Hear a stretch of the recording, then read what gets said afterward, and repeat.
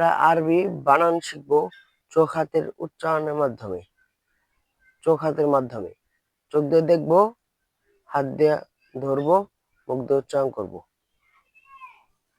চোখ আলিফে জবরে থাকবে, চোখ আলিফে জবরে থাকবে। হাত আলিফের নিচে থাকবে, হাত আলিফের নিচে থাকবে।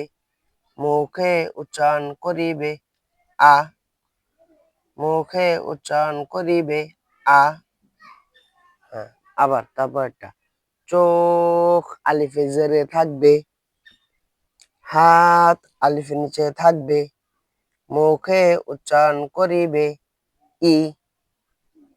তারপরেরটা চোখ আলিফের পেশে থাকবে, হাত আলিফের নিচে থাকবে, মুখে উচ্চারণ করিবে উ।